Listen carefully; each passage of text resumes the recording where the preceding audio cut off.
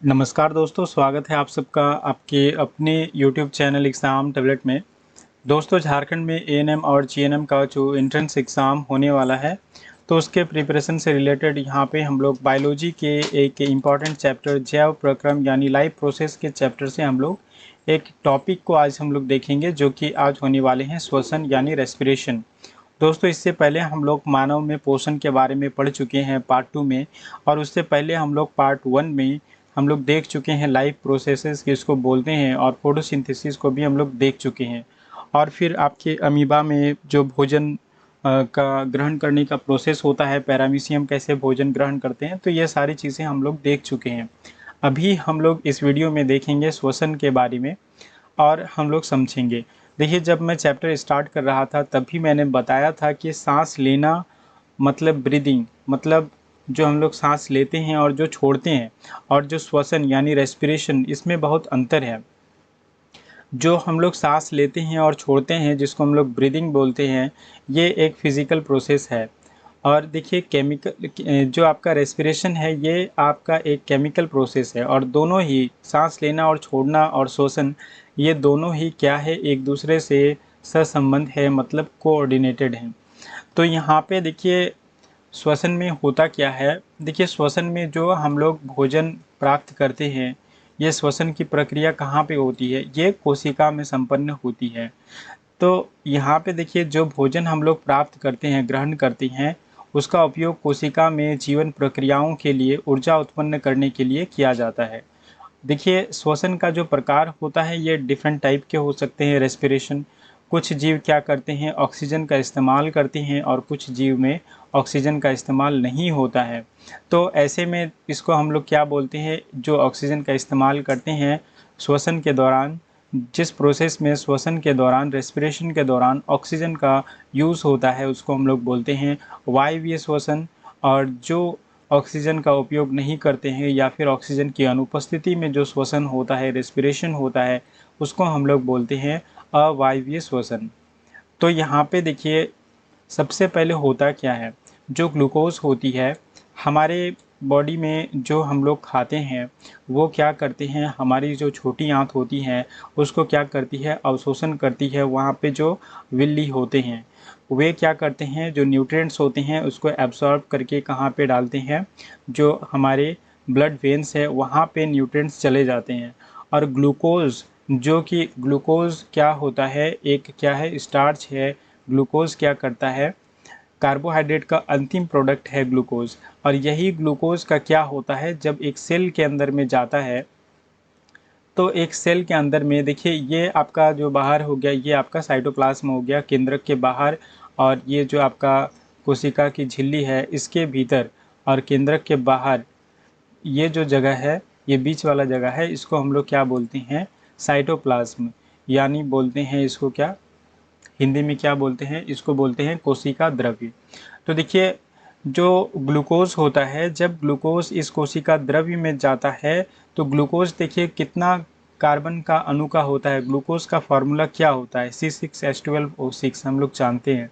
तो ये जो ग्लूकोज है, जब ये किसी कोशिका के कोशिका द्रव्य में यानी साइटोप्लाज्म में जाता है, तो वहाँ पे क्या होता है, एक प्रक्रिया होती है जिसको हम लोग बोलते हैं विखंडन।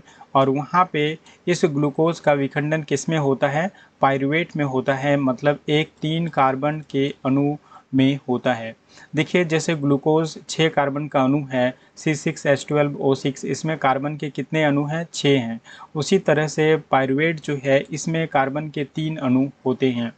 तो सबसे पहला जो श्वसन की प्रक्रिया होती है, फर्स्ट स्टेप जो होती है, वो कहाँ होती है, वो साइटोप्लाज्म में होती है, कोशिका द्रव्य में होती है। और यहाँ पे क्या होता है, जो ग्लूकोज होता है, ये क्या करता है, ये पाइरूवेट में टूटता है फर्स्ट स्टेप में। और ये कहाँ होता है, कोशिका द्रव्य में होता है।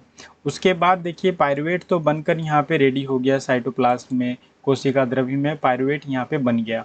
अब देखिए, पाइरूवेट का अलग अलग यहाँ पे स्थिति में अलग अलग प्रोडक्ट बनता है, मतलब अलग अलग जो कंडीशन होती हैं, इसमें अलग अलग उत्पाद बनते हैं। जैसे ठीक उसी तरीके से समझिए कि आपने एग्ज़ाम दिया, और एग्ज़ाम देने के बाद फिर आपका सिलेक्शन कहाँ होता है, एएनएम में होता है या फिर जीएनएम में होता है। तो यहाँ पर भी वही चीज़ है कि जो यहाँ पे पाइरूवेट जो आया, पाइरूवेट यहाँ पे जो ग्लूकोज जो टूट गया कोशिका द्रव्य में और पाइरूवेट 3 कार्बन का अणु बनाया, तो यहाँ पे ये पाइरूवेट विभिन्न कंडीशन से गुजरेगा और ये कंडीशन डिटरमाइन करेगा, ये कंडीशन निश्चित करेगा कि उसका उत्पाद क्या होगा। तो देखिए, अगर पाइरूवेट को ऑक्सीजन की अनुपस्थिति में अगर यहाँ पे रखा जाए या फिर उसका विघटन होता है, विखंडन होता है पाइरूवेट का ऑक्सीजन की अनुपस्थिति में, तो यहाँ पे क्या बनता है, इथेनॉल बनता है और कार्बन डाइऑक्साइड बनता है और ऊर्जा क्या होती है, मुक्त होती है।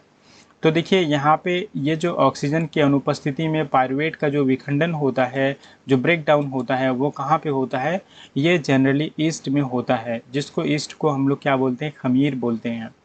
और उसके बाद देखिए, पाइरूवेट अगर ऑक्सीजन के अभाव में, ऑक्सीजन का अभाव मतलब ऑक्सीजन तो है लेकिन कम मात्रा में है, जैसे कि हमारी कोशिकाओं में अगर ऑक्सीजन का कमी हो गया, ऑक्सीजन का कमी हो गया तो वहाँ पे क्या होगा, जो साइटोप्लाज्म में मतलब जो कोशिका के साइटोप्लाज्म में जो हमारे सेल, हमारे शरीर हैं, हमारे शरीर में जो बहुत सारे सेल हैं, तो उस सेल के अंदर में जो ये साइटोप्लाज्म है, यहाँ पे क्या हुआ, ग्लूकोज पाइरूवेट में टूटा और वही पाइरूवेट जब हमारी कोशिकाओं में ऑक्सीजन का अभाव में क्या होगा, इस पाइरूवेट का विखंडन होगा तो क्या बनेगा, लैक्टिक एसिड बनेगा और ऊर्जा बनेगा।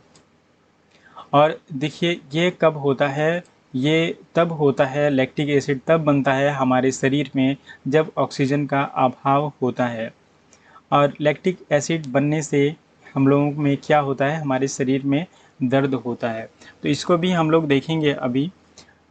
और उसके बाद देखिए, पाइरूवेट अगर ऑक्सीजन की उपस्थिति में, यानी अगर इसका कंप्लीट ब्रेकडाउन हो, कंप्लीट ये क्या हो, ब्रेकडाउन हो पाइरूवेट, ग्लूकोज से टूटने के बाद देखिए क्या बना, पाइरूवेट बना। और पाइरूवेट का जब यहाँ पे ऑक्सीजन की उपस्थिति में क्या होता है, विखंडन होता है, ब्रेकडाउन होता है, तो क्या बनता है, कार्बन डाइऑक्साइड बनता है, जल बनता है और ऊर्जा बनता है। और ये कहाँ पे होता है, तो ये माइटोकॉन्ड्रिया में होता है। देखिए, कुछ चीज़ों का आपको ध्यान रखना पड़ेगा। फॉर एग्ज़ाम्पल क्या, कि अगर आपको पूछा जाए कि पाइरूवेट का ऑक्सीजन की अनुपस्थिति में कहाँ पे रिएक्शन होता है, कहाँ पे ये घटना होती है, तो हम लोग सिंपली हम लोग बोल सकते हैं ईस्ट में होती है। और ये क्या उत्पाद बनाते हैं, इथेनॉल बनाते हैं और फिर क्या बनाते हैं, कार्बन डाइऑक्साइड बनाते हैं। अगर कहा जाए कि पाइरूवेट का अगर ऑक्सीजन के अभाव में अगर विखंडन हो तो क्या बनेगा, ये बनेगा लैक्टिक एसिड। और ये कहाँ पे है, कहाँ पे हो सकता है, ये हमारी कोशिकाओं में हो सकता है फॉर एग्ज़ाम्पल। और इसमें क्या बनता है, लैक्टिक एसिड और ऊर्जा उत्पन्न होती है। लेकिन अगर ग्लूकोज का पाइरूवेट में टूटने के बाद अगर ये पाइरूवेट कहाँ चला जाता है, माइटोकॉन्ड्रिया में चला जाता है, तो माइटोकॉन्ड्रिया में क्या होता है, ऑक्सीजन वहाँ पे काफ़ी होता है और ऑक्सीजन की उपस्थिति में क्या होता है, कार्बन डाइऑक्साइड, जल और ऊर्जा यहाँ पे प्रोडक्ट के रूप में बनता है। तो ये आपके देखिए 3 तरह के ये आपके रिएक्शन हुए। मतलब समझिए कि ये आपका एंट्रेंस एग्ज़ाम हुआ और ये सेलेक्टेड कैंडिडेट हैं और ये रैंक वाइज इनको क्या किया गया, कोर्स दिया गया कि कौन से कैंडिडेट किस कोर्स में जाएंगे। तो इस तरीके से आप इसको समझ सकती हैं। तो यहाँ पे देखिए क्या होता है कि ये जो ग्लूकोज है इसका क्या होता है, विखंडन होता है पाइरूवेट में, साइटोप्लाज्म में, और उसके बाद फिर क्या होता है, वहाँ जो साइटोप्लाज्म में पाइरूवेट होती है, ये ऑक्सीजन की अनुपस्थिति में, फिर ऑक्सीजन के अभाव में और ऑक्सीजन की उपस्थिति में, 3 कंडीशन में क्या करते हैं, फिर इसका ब्रेकडाउन होता है और इसके फलस्वरूप क्या बनता है, ये ग्लूकोज ही क्या बनता है, अगर ऑक्सीजन की अनुपस्थिति में हुआ तो इथेनॉल और कार्बन डाइऑक्साइड और ऊर्जा बनेगा। और यही ग्लूकोज अगर ऑक्सीजन के अभाव में ब्रेकडाउन होता है पाइरूवेट में टूटने के बाद, तो फिर क्या होता है, लैक्टिक एसिड और ऊर्जा उत्पन्न होती है। और ऑक्सीजन की उपस्थिति में अगर इसका ब्रेकडाउन होता है पाइरूवेट का, तो फिर क्या होगा, कार्बन डाइऑक्साइड, जल और ऊर्जा बनेगा। और ये कहाँ पे होता है, माइटोकॉन्ड्रिया में। अब देखिए यहाँ पे कि ये जो आपके अवायवीय श्वसन होते हैं, एनाएरोबिक रेस्पिरेशन होते हैं, ये क्या होते हैं? ये ऑक्सीजन के बिना होने वाली प्रक्रिया है, प्रोसेस ऑकरिंग विदाउट ऑक्सीजन। जहाँ पे ऑक्सीजन नहीं होगी तो वहाँ पे अगर ये प्रोसेस होता है रेस्पिरेशन का, तो इसको हम लोग क्या बोलते हैं? अवायवीय श्वसन यानी एनएरोबिक रेस्पिरेशन। फॉर एग्जांपल ये कहाँ होता है? खमीर में होता है जो किण्वन, यानी ईस्ट में जो किण्वन होता है, फर्मेंटेशन होता है ईस्ट में, तो ये यहाँ पे क्या बनाते हैं? पायरुवेट को इथेनॉल और कार्बन डाइऑक्साइड में क्या करते हैं? परिवर्तित कर देते हैं। Yeast fermentation where pyruvate is converted into ethanol and carbon dioxide. तो यही देखिए यहाँ पे क्या हो गया? एनएरोबिक रेस्पिरेशन के थ्रू क्या बना? यहाँ पे अवायवीय श्वसन के थ्रू क्या बना? पायरुवेट किस में बदल गया? ये इथेनॉल और कार्बन डाइऑक्साइड में बदल गया। उसके बाद देखिए वायवीय श्वसन जो होता है, एरोबिक रेस्पिरेशन यानी ऑक्सीजन की उपस्थिति में होने वाली प्रक्रिया, यानी ऐसी रेस्पिरेशन, ऐसी श्वसन प्रक्रिया जिसमें क्या हो? ऑक्सीजन उपस्थित हो, process occurring in the presence of oxygen. तो अगर ऑक्सीजन के प्रेजेंस में, ऑक्सीजन की उपस्थिति में अगर रेस्पिरेशन हो रहा है, श्वसन हो रहा है, तो इसको हम लोग क्या बोलते हैं? इसको हम लोग वायवीय श्वसन बोलते हैं। और इसका स्थान कहाँ है? मतलब ये वायवीय श्वसन जनरली कहाँ पे होते हैं? सेल में। तो ये माइटोकॉन्ड्रिया में होते हैं। एक सेल के अंदर में अगर आपको एग्जाम में पूछा जाए कि वायवीय श्वसन कहाँ होता है, तो ये कहाँ होता है? ये माइटोकॉन्ड्रिया में होता है। और पायरुवेट क्या करता है? यहाँ पे क्या किसमें टूट जाता है? कार्बन डाइऑक्साइड और पानी के 3 अणुओं में क्या होता है? टूट जाता है। 3 molecules of carbon dioxide and water are produced. देखिए अब देखिए यहाँ पे ऊर्जा का विमोचन यानी एनर्जी रिलीज। देखिए अवायवीय श्वसन जो होता है उसके कंपैरिजन में जो वायवीय श्वसन होता है, यहाँ पे क्या होता है? जो ऊर्जा उत्पन्न होती है ये काफ़ी अधिक मात्रा में होती है। देखिए अवायवीय श्वसन की तुलना में काफ़ी अधिक मात्रा में क्या होती है? ऊर्जा यहाँ पे बनती है। किसमें? वायवीय श्वसन में। Significantly greater compare to anaerobic respiration. मतलब जो यहाँ पे अवायवीय श्वसन हुआ, एनएरोबिक रेस्पिरेशन हुआ, ऑक्सीजन की उपस्थिति के बिना हुआ जो रेस्पिरेशन, उसके तुलना में जब ऑक्सीजन उपस्थित रहेगा तो यहाँ पे क्या होगा? ऊर्जा ज़्यादा निकलेगी, ज़्यादा बनेगा। अब देखिए लैक्टिक एसिड मार्ग यानी lactic acid pathway. Lactic acid हमारे बॉडी में कैसे बनता है? देखिए जब हमारी मांसपेशियों की जो कोशिकाएं हैं, हमारी मांसपेशी में जो कोशिकाएं हैं, इन कोशिकाओं में जब ऑक्सीजन की कमी हो जाती है तो क्या होता है? ऑक्सीजन जब लैकिंग होता है, ऑक्सीजन डिफिशियंट होता है मसल सेल में, तो फिर यहाँ पे क्या होता है? तो फिर यहाँ पे जो पायरुवेट होता है वो किस में बदल जाता है? लैक्टिक एसिड में परिवर्तित हो जाता है। और जिससे क्या होता है? मांसपेशियों में ऐंठन होता है, क्रैम्प होते हैं। अचानक से देखिएगा कि अगर कोई आप भारी चीज़ उठाते हैं अचानक से, तो आपके क्या होते हैं? मसल्स क्रैम्प कर जाते हैं। या फिर आप काफ़ी देर तक अगर आप एक्सरसाइज करेंगे तो उसके बाद भी देखिएगा मसल्स आपके क्या होते हैं? क्रैम्प होने लगते हैं। तो मसल्स जो क्रैम्प होने लगते हैं, ये क्यों होता है? ये इसलिए होता है क्योंकि हमारे जो मसल सेल हैं वहाँ पे क्या है? ऑक्सीजन की कमी हो गई है। और इस ऑक्सीजन की कमी में वहाँ पे जो रेस्पिरेशन हो रहा है, यानी जो हमारे बॉडी में न्यूट्रिएंट्स है, यानी जो ग्लूकोज है, इससे जब ऊर्जा उत्पन्न की जा रही है उस सेल में जिस सेल की ऑक्सीजन क्या है, वहाँ पे शॉर्टेज है, यानी ऑक्सीजन की कमी है मांसपेशी के सेल में, अगर वहाँ पे ऊर्जा उत्पन्न की जा रही है पायरुवेट को तोड़ने में, तो यहाँ पे देखिए क्या बनता है? लैक्टिक एसिड बन जाता है। और यही लैक्टिक एसिड क्या करता है? हमारे जो बॉडी में जो मसल्स हैं इसमें क्रैम्प काउज करवाते हैं और क्या होते हैं? इसी से पेन भी होता है। तो देखिए आप इसको समझ चुके हैं कि अगर ऑक्सीजन की कमी होगा मांसपेशियों की सेल में तो क्या होगा? वहाँ पे पायरुवेट किस में टूटेगा? पायरुवेट किस में टूटेगा? आपका लैक्टिक एसिड। और ऊर्जा वहाँ पे भी देगा लेकिन कम मात्रा में देगा। चलिए उसके बाद जो नेक्स्ट है देखिए यहाँ पे ATP यानी एडेनोसिन ट्राइफॉस्फेट। तो ATP देखिए क्या है? ATP जो है ये हमारी जो सेल्यूलर प्रक्रियाएं हैं, यानी कोशिकाओं के जो प्रक्रियाएं हैं, उसमें क्या है, ऊर्जा मुद्रा के रूप में काम करता है, मतलब energy currency for cellular processes. जैसे हमारे देश में रुपया क्या है, एक मुद्रा है, तो उसी तरीके से हमारे शरीर में जो एटीपी है वो क्या है, वो एक ऊर्जा का मुद्रा है। तो जिस तरीके से हम लोग क्या करते हैं, हमारे देश में अगर कहीं भी खरीद बिक्री हम लोग करते हैं, कुछ भी चीज़ खरीदते हैं या बेचते हैं, तो हम लोग क्या करते हैं, रुपया का आदान प्रदान करते हैं।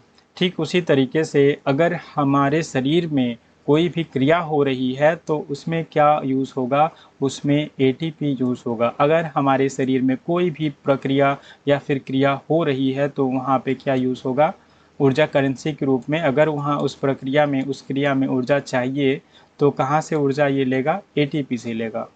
और देखिए एटीपी का संश्लेषण कैसे होता है, मतलब एटीपी आखिर बनता कैसे है। तो श्वसन के दौरान जो ऊर्जा निकलती है, देखिए यहाँ पे रेस्पिरेशन हो रहा है, ग्लूकोज पायरुवेट में टूटा और पायरुवेट फिर बाद में इथेनॉल, कार्बन डाइऑक्साइड और ऊर्जा में टूट रहा है। फिर यहाँ पे एक अलग कंडीशन जिसमें ऑक्सीजन का डिफिशियंसी है, यहाँ पे क्या होता है, ग्लूकोज, पायरुवेट और फिर उसके बाद किस में टूटता है, लैक्टिक एसिड और ऊर्जा में टूटता है। और फिर अगर ऑक्सीजन की उपस्थिति में होता है, पायरुवेट किस में टूटता है, कार्बन डाइऑक्साइड, जल और ऊर्जा में टूटता है। तो देखिए हर एक कंडीशन में जो यहाँ पे रेस्पिरेशन हो रहा है, यहाँ पे ऊर्जा क्या हो रही है, मुक्त हो रही है, ऊर्जा उत्पन्न हो रही है रेस्पिरेशन के दौरान। तो यही जो रेस्पिरेशन होता है, यही जो श्वसन होता है, इसी श्वसन के दौरान क्या निकलती है, ऊर्जा जो निकलती है, ये क्या करती है, ये एडीपी और अकार्बनिक फास्फेट से एटीपी का संश्लेषण करती है। तो मतलब क्या, जो ऊर्जा यहाँ पे देखिए, जो ऊर्जा यहाँ पे बना, ये जो ऊर्जा यहाँ पे बन रहा है, ये ऊर्जा क्या करती है, ये ऊर्जा जो होती है, ये हमारे शरीर में जो एडीपी यानी एडेनोसिन डाइफॉस्फेट और जो अकार्बनिक फॉस्फेट होते हैं, इससे क्या करते हैं, एटीपी को बनाते हैं। और ऊर्जा विमोचन, देखिए अब पानी यानी जल का उपयोग करके क्या होता है कि एटीपी में जो टर्मिनल फास्फेट लिंकेज होता है, इसको जब तोड़ा जाता है तो क्या बनता है, यहाँ पे ऊर्जा उत्पन्न होती है। और यहाँ पे कितनी ऊर्जा उत्पन्न होती है, 30.5 किलो जूल पर मोल। तो आपके एग्ज़ाम में अगर यहाँ पे आपको पूछा जाए कि जो एटीपी का जब जो फॉस्फेट जो टर्मिनल लिंकेज है, इसको जब यहाँ पे तोड़ा जाता है तो कितनी ऊर्जा निकलती है, तो ये 30.5 किलो जूल पर मोल ऊर्जा निकलती है। अब देखिए एटीपी का यूज़ कहाँ पे होता है। देखिए एटीपी का यूज़ विभिन्न सेल्युलर गतिविधियाँ, मतलब जो आपके हमारे सेल में जो कोशिकीय गतिविधियाँ हैं, उसमें किया जाता है। फॉर एग्ज़ाम्पल मांसपेशियों में संकुचन, यानी आप जो अपने मसल्स को कॉन्ट्रैक्ट करते हैं, जैसे अगर आप कोई सामान को उठा रहे हैं तो क्या हो रहा है, आपका मसल क्या हो रहा है, कॉन्ट्रैक्ट हो रहा है। सामान को अगर आप उठा रहे हैं तो आपका मसल्स क्या हो रहा है, कॉन्ट्रैक्ट हो रहा है, संकुचन हो रहा है।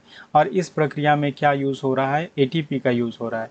अगर हमारे शरीर में प्रोटीन का संश्लेषण हो रहा है, मतलब प्रोटीन सिंथेसिस अगर हो रहा है, तो वहाँ भी क्या यूज़ होगा, एटीपी का यूज़ होगा। ठीक देखिए तंत्रिका आवेग का अगर संचालन होता है, मतलब जो हमारे जो नर्व सेल्स हैं उसमें अगर इम्पल्स जनरेट हो रहा है, तो भी यहाँ पे क्या यूज़ होगा, एटीपी का यूज़ होगा। देखिए ठीक उसी तरीके से जैसे एक बैटरी से हम लोग विभिन्न तरह के जो डिवाइसेस हैं उसको हम लोग चला सकते हैं, ठीक उसी तरीके से एटीपी हमारे शरीर में विभिन्न कार्यों को कर सकता है।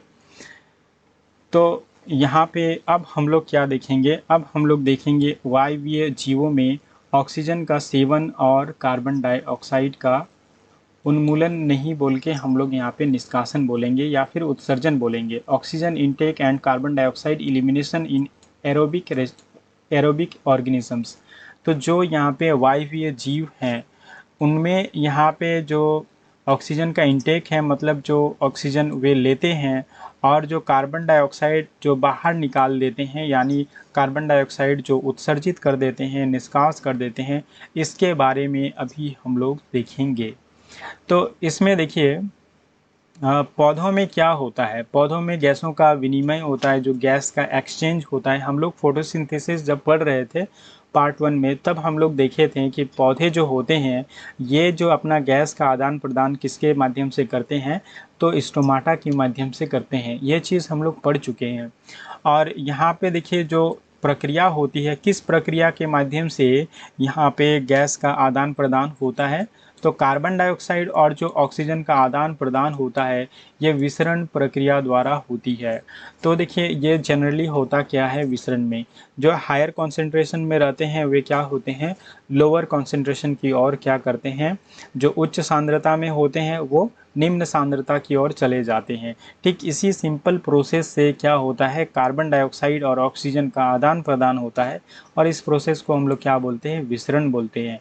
और ये प्रक्रिया कहाँ होती है, ये पौधों के रंध्र में होती है। और पौधों में रंध्र कहाँ होते हैं, जो पत्तियाँ होती हैं वहाँ पे रंध्र होते हैं। और फिर जो अंतराकोशिकीय स्थान जो होते हैं, इंटरसेल्यूलर स्पेस होते हैं, यहाँ भी गैस होते हैं। तो यहाँ पर भी जो गैसों का आदान प्रदान होता है वो किसके माध्यम से होता है, पत्तियों में, पौधों में पत्तियों में रंध्र जो होते हैं उसके माध्यम से होते हैं। देखिए ये जो आपका गैस का आदान प्रदान जो विसरण विधि द्वारा होता है, ये विसरण जो प्रक्रिया है ये बहुत सारी चीज़ों पर डिपेंड करेगा। जैसे अगर वहाँ का टेम्परेचर, नमी, ये इन सारी चीज़ों पर डिपेंड करेगा और पौधों की जो आवश्यकता है इस पर भी डिपेंड करेगा। तो ये सारी चीज़ें हैं। और उसके बाद आपको एक चीज़ ध्यान देने वाली बात है कि जब दिन और रात होती है तो रात में क्या होता है, यहाँ पे सनलाइट नहीं होती है। और सनलाइट जब नहीं होती है तो फोटोसिंथेसिस की प्रक्रिया नहीं हो रही होती है। तो ऐसे में क्या होता है, सिर्फ और सिर्फ क्या होता है, कार्बन डाइऑक्साइड का यहाँ पे निष्कास ही प्रमुख होता है। मतलब रात के अंधेरे में अगर आप किसी पेड़ के पास जाते हैं तो वहाँ पे क्या निकलता है, सिर्फ और सिर्फ कार्बन डाइऑक्साइड निकलता है। इसलिए कहा जाता है कि रात के अंधेरे में आपको पेड़ के सामने या पेड़ के नीचे नहीं रहना चाहिए, क्योंकि वो क्या करता है, भारी मात्रा में कार्बन डाइऑक्साइड रिलीज़ करता है, कार्बन डाइऑक्साइड छोड़ता है। लेकिन देखिए दिन के दौरान क्या होता है, प्रकाश संश्लेषण के कारण यानी फोटोसिंथेसिस के कारण क्या होता है, ऑक्सीजन का उत्सर्जन मुख्य रूप से होता है।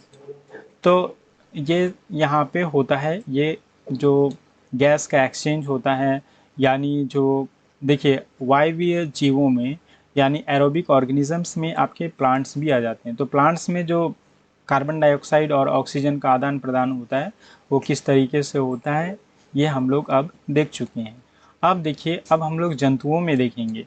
जंतुओं में भी हम लोग टेरेस्टेरियल जो एनिमल हैं, मतलब जो स्थल में रहते हैं और जल में जो रहते हैं, ये दोनों डिफरेंट है। देखिए जो स्थल में रहते हैं वो क्या करते हैं, वे ऑक्सीजन में जो हमारी जो वायुमंडल में, हमारे जो वातावरण में ऑक्सीजन है उसको सांस लेते हैं। जो पशु जीव जंतु कहाँ रहते हैं, स्थल में रहते हैं, भूमि पर रहते हैं, जो टेरेस्टेरियल एनिमल्स हैं वे क्या करते हैं, वातावरण में जो ऑक्सीजन रहते हैं उसको सांस लेते हैं। और इसके लिए क्या होता है, एक विशेष अंग होता है, सबका एक विशेष अंग होता है सांस लेने का, जो कि कहाँ होते हैं, स्थल में होते हैं।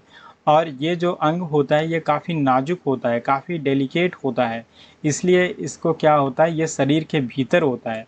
और यहाँ पर भी वायु पहुँचने के लिए स्पेशल इसके लिए क्या होते हैं, इसके मार्ग होते हैं, इसके पैसेज होते हैं। और देखिए हवा को अंदर और बाहर ले जाने के लिए भी एक तंत्र होता है। तो जैसे इंसानों में क्या है, इंसानों में जैसे यहाँ पे हमारे फेफड़े हैं और इसके लिए भी एक निश्चित क्या है, निश्चित मार्ग है। और ये भी फेफड़े का जो मार्ग है वो हमारे शरीर के भीतर है, काफ़ी नाजुक होता है, इसलिए शरीर के भीतर में है।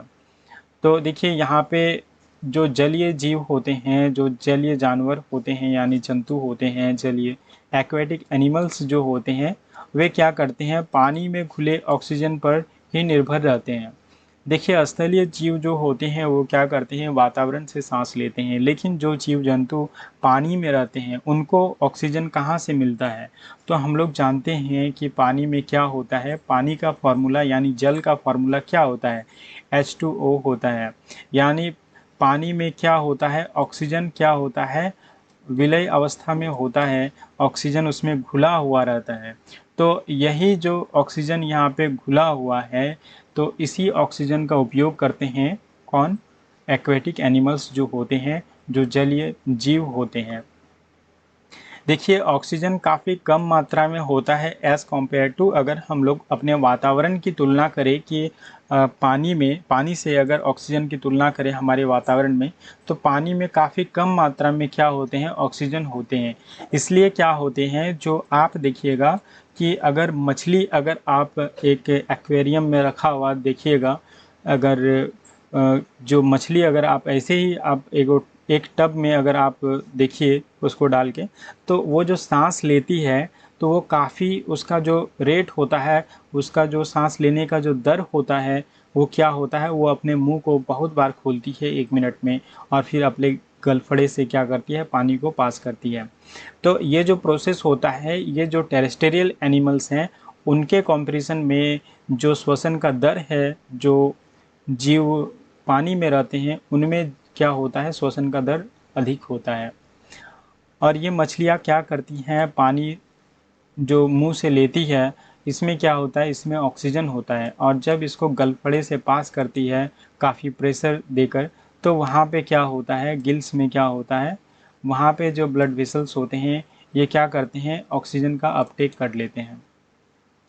तो ये सिंपल सा प्रोसेस होता है कहाँ पे, एक्वेटिक एनिमल्स में। और उसके बाद देखिए जो डिफरेंट यहाँ पे एनिमल हैं और उसके रेस्पिरेटरी जो ऑर्गन्स हैं वो अलग-अलग है। फॉर एग्ज़ाम्पल जो केंचुआ है, केंचुआ जो अपना मॉइस्ट जो इसका क्यूटिकल होता है, जो ऊपरी परत होता है, यहाँ से नम छल्ली से ये क्या करता है, मॉइस्ट क्यूटिकल से क्या करता है, ये अपना साँस लेता है। अधिकांश जलीय जो आर्थ्रोपोड्स हैं, ये क्या करते हैं, जैसे प्रॉन जो झींगा होता है, ये क्या करता है, ये गलफड़ा यानी गिल्स से साँस लेता है। बिच्छू जो होता है स्कॉर्पियन, ये क्या करता है, इसके बुक लंग्स होते हैं।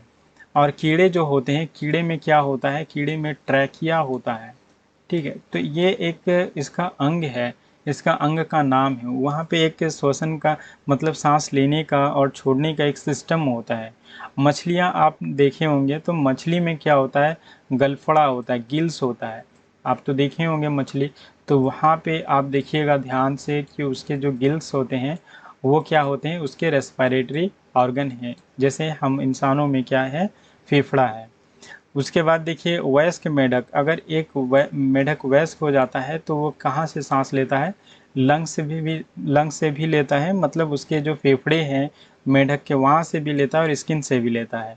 इस वजह से जो मेढक होता है वो देखिएगा आप पानी में भी रह सकता है और स्थल में भी रह सकता है, मतलब ज़मीन पर भी रह सकता है। इसलिए इसको क्या बोलते हैं, इसको बोलते हैं उभयचर, एम्फीबियन इसको बोलते हैं मेढक को। उसके बाद देखिए जो आपका सरीसृप है, मतलब सरीसृप मतलब जो रेंगते हैं, जो जीव जंतु रेंगते हैं, जैसे सांप रेंगता है, छिपकली रेंगती है। तो यहाँ पे पक्षी हो गए और स्तनधारी, जिनके स्तनधारी मतलब जो मैमल्स हैं, जो मतलब अपने बच्चों को दूध पिलाती है। तो ऐसे जो एनिमल्स हैं, इनके क्या होते हैं, इनके सांस लेने और छोड़ने के लिए क्या होते हैं, फेफड़े होते हैं। ये फेफड़े के माध्यम से क्या करते हैं, सांस लेते हैं और छोड़ते हैं। तो ये डिफरेंट क्या हो गए, एनिमल्स हो गए और उनके रेस्पिरेटरी ऑर्गन्स हो गए। अब हम लोग देखेंगे कि इंसानों में जो रेस्पिरेटरी प्रोसेस होता है, ये रेस्पिरेटरी सिस्टम होता है, ये किस तरीके से होता है। देखिए सांस लेने की जो प्रक्रिया जो स्टार्ट होती है, इनहेलेशन प्रोसेस जो स्टार्ट होती है, सांस जो हम लोग अंदर लेते हैं, वो कहाँ से लेते हैं। देखिए हमारे नाक में क्या होते हैं, छिद्र होते हैं, है ना। और हमारे नाक में क्या होते हैं, इंसानों के नाक में एकदम महीन क्या होते हैं, बाल होते हैं, महीन महीन क्या होते हैं, बाल होते हैं, फाइन हेयर्स होते हैं। और ये क्या करते हैं, ये हवा को क्या करते हैं, फिल्टर करते हैं। और यहाँ पे भी श्लेष्मा होती है, श्लेष्मा म्यूकस, हम लोग देखते हैं कि श्लेष्मा जो होती है ये भी क्या करती है, ये एयर में जो भी धूलकण होते हैं वे अपने में चिपका लेते हैं।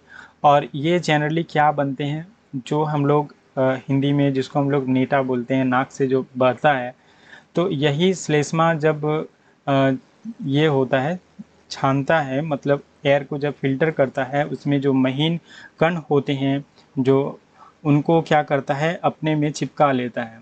और जो महीन बाल होते हैं ये भी क्या करते हैं, हवा को क्या करते हैं, फिल्टर करते हैं।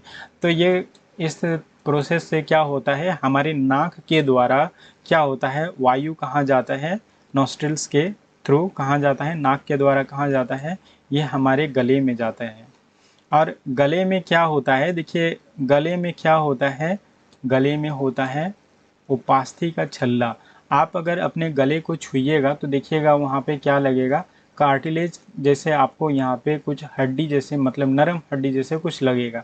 ये क्या होता है, ये कार्टिलेज का रिंग होता है। और यही कार्टिलेज का जो रिंग होता है ये हवा को फेफड़े तक पहुँचाता है। और ये क्या करता है, हमारे जो गला है, मतलब जो हमारा जो थ्रॉट है, इसको कोलैप्स होने से रोकता है। मतलब ये सिमट ना जाए, इस तरीके से ये चिपक ना जाए, इसलिए इसको क्या करता है, रोकता है। ये कौन रोकता है, ये कार्टिलेज ऑफ रिंग रोकता है। मतलब जो कार्टिलेज होते हैं गले में, वो क्या करते हैं, वो क्या करते हैं, वो रोकते हैं, जो कोलैप्स होने से रोकते हैं, किसको, गले को। ठीक है। तो आपके अगर एग्ज़ाम में पूछा जाए कि आपका जो थ्रॉट है वहाँ पे कोलैप्स होने से कौन रोकता है, मतलब यहाँ पे इसको चिपकने से, सिमटने से कौन रोकता है, तो ये रोकता है आपका कार्टिलेज ऑफ रिंग, जिसको हम लोग उपास्थि छल्ला बोलते हैं। देखिए अब हवा जो होता है ये फेफड़े में चला जाता है, और फेफड़े में छोटी छोटी नलिकाएं जो होती हैं शाखों के रूप में क्या होती हैं, बटी हुई रहती है, और अंततः क्या होता है, ये कुपिका तक पहुंचती है, जिसको हम लोग क्या बोलते हैं, एल्वियोलाई। मतलब देखिए ये जो सांस आप ले रहे हैं नाक के द्वारा कहाँ गया, आपके गले में गया, और गले से होते हुए कहाँ चला गया, ट्रैकिया से होते हुए ये कहाँ चला गया, आपके फेफड़े में चला गया। यहाँ भी बहुत सारी छोटी छोटी ब्रांचेस होती हैं, और यहाँ पे क्या होती हैं, जो ब्रोंकियोल्स होते हैं और फिर ब्रोंकाई होते हैं।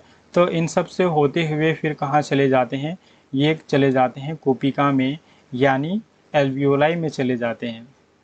और यहाँ पे फिर डायफ्राम भी होता है। देखिए ये आपका डायफ्राम है, ये जो यहाँ पे स्ट्रक्चर आपका दिखाया गया है, ये जो आपका है, ये आपका डायफ्राम है, देखिए, है ना। तो देखिए आप यहाँ पे कोपिका में क्या होता है, कोपिका में क्या होता है, गैस का विनिमय होता है। जैसे स्टोमाटा में, पेड़ पौधों में क्या हो रहा था, गैस का विनिमय हो रहा था, गैस का आदान प्रदान स्टोमेटा में हो रहा था, रंध्र में हो रहा था। ठीक उसी प्रकार हम इंसानों में क्या होता है, गैस का जो विनिमय होता है वो कहाँ पे होता है, कुपिका में होता है, एल्वियोलाई में होता है। और ये गुब्बारे जैसी संरचना होती है। और इस वायु कोश में यानी कुपिका की दीवारों में क्या होती है, रक्त की वाहिकाओं का व्यापक नेटवर्क रहता है, मतलब extensive network of blood vessels in alveolar walls. तो देखिए यहाँ पे आपका ये जो एल्वियोलाई है, ये आपका क्या है, ये आपका एल्वियोलाई है।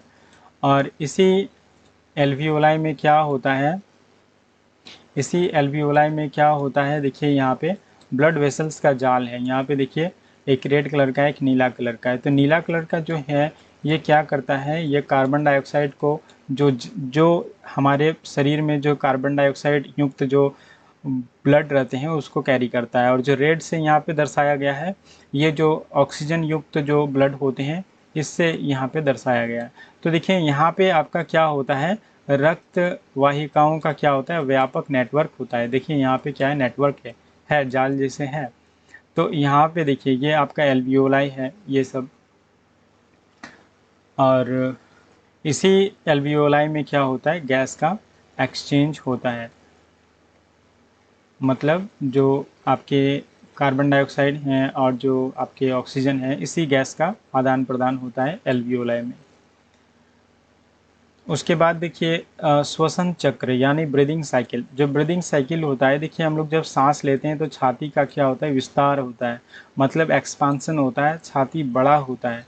तो जब हम लोग सांस लेते हैं, ठीक है, तो सांस लेते हैं तो क्या होता है, छाती फूलता है। तो इस वक्त क्या होता है, ये जो डायफ्राम है, ये जो देखिए डायफ्राम है आपका, ये जो यहाँ पे डायफ्राम है, ये डायफ्राम क्या होता है, नीचे की ओर चला जाता है जब हम लोग सांस लेते हैं। और जब हम लोग सांस छोड़ते हैं तो क्या होता है, छाती सिकुड़ती है, पसलियाँ अंदर की ओर जाती है, लेकिन ये जो डायफ्राम है ये कहाँ जाता है, ये डायफ्राम ऊपर की ओर जाता है। तो ये आपको एक याद रखने वाला पॉइंट है कि जब हम लोग सांस छोड़ते हैं तो क्या होता है, डायफ्राम ऊपर जाता है, और जब हम लोग सांस लेते हैं तो क्या होता है, ये डायफ्राम नीचे की ओर जाता है। तो ये आपको ध्यान रखने वाली चीज़ है। तो देखिए, जब हम लोग सांस लेते हैं तो क्या होता है, छाती क्या होती है, फूलती है, विस्तार होती है, जो चेस्ट होता है। और यहाँ पे क्या होता है, हवा फेफड़े में क्या होता है, खींची चली जाती है, जिसमें क्या होता है, एल्वियोलाई में क्या होता है, एयर भर जाता है। और शरीर में जो कार्बन डाइऑक्साइड होते हैं वो एल्वियोलाई यानी कुपिका में छोड़ा जाता है, और फिर वहाँ पे क्या होता है, ऑक्सीजन जो रक्त वाहिकाओं द्वारा ग्रहण की जाती है। मतलब देखिए, ये जो आपका एल्वियोलाई है, ये यहाँ पे जो कुपिका आपको दिखाई दे रही है, इस कुपिका में देखिए, जब हमारे शरीर से जब ये जो डीऑक्सीजनेटेड ब्लड है, मतलब जिसमें ऑक्सीजन नहीं है, जब ये गुजरता है तो ये क्या होता है, ये कार्बन डाइऑक्साइड यहाँ पे एक्सचेंज हो जाता है और बाहर निकल जाता है। लेकिन जो हमारे यहाँ पे वायुमंडल में जो हम लोग सांस में लिए क्या लिए, जो हम लोग सांस में ऑक्सीजन लिए, हवा लिए, उसमें जो ऑक्सीजन है वो क्या होता है, वो इसी जो एल्वियोलाई है, इसी कुपिका के माध्यम से क्या होता है, यहाँ पे इन्हीं रक्त वाहिकाओं में क्या होता है, प्रवेश करता है। और प्रवेश करने के बाद फिर क्या होता है, यह हमारे शरीर में चला जाता है। अब देखिए, जो अवशिष्ट वायु यानी रेसिडुअल एयर हमारे जो चेस्ट है, मतलब हमारा जो फेफड़ा है, इसमें जब हम लोग सांस छोड़ते हैं, ठीक है, सांस छोड़ने के बाद आप जनरली आप सांस छोड़ के देखिए, उसके बाद भी आपके जो फेफड़े हैं वहाँ पे कुछ ना कुछ एयर होती है। तो इसी को बोलते हैं रेसिडुअल एयर। और इसके बारे में और भी डिटेल्स में आप पढ़ पाएंगे।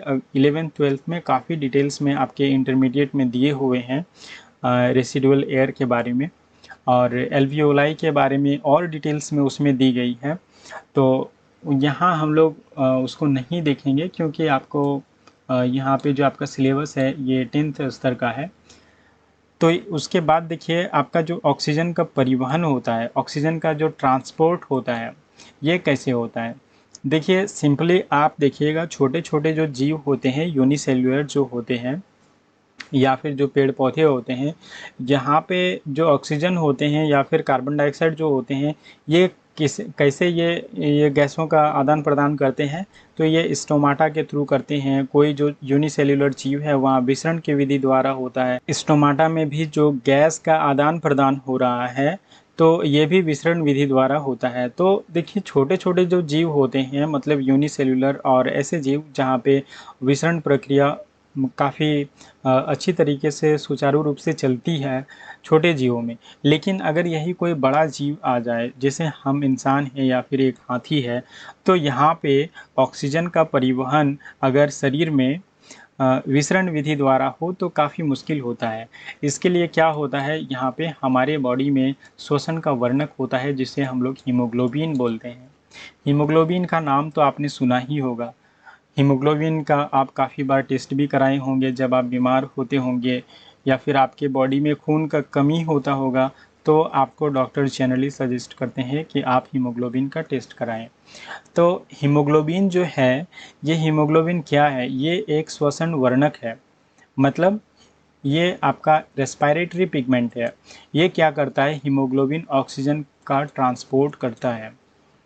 और इंसानों में क्या होता है, जो हीमोग्लोबिन होता है ये लाल रक्त कणिकाओं में मौजूद होता है। मतलब जो हमारे आरबीसी जो सेल्स हैं, इसी सेल्स के अंदर में क्या होता है, हीमोग्लोबिन होता है। जो आरबीसी जो सेल्स हैं, इसी सेल्स के अंदर में क्या होता है, हीमोग्लोबिन होता है। और यही हीमोग्लोबिन क्या करता है, ऑक्सीजन का ट्रांसपोर्ट करता है।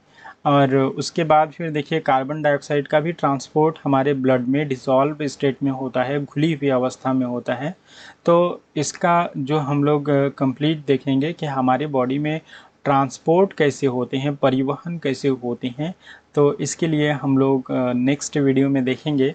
और वहाँ पे हम लोग पूरी डिटेल्स में देखेंगे कि आपके शरीर में जो ब्लड होते हैं वे कैसे होते हैं और ब्लड के जो सेल्स होते हैं वे कितने टाइप के होते हैं और हमारे जो बॉडी में परिवहन होता है वो कैसा होता है। तो इन सारी चीज़ों को हम लोग डिटेल्स में इसके नेक्स्ट पार्ट में देखेंगे। तो दोस्तों वीडियो को अंत तक देखने के लिए बहुत बहुत धन्यवाद।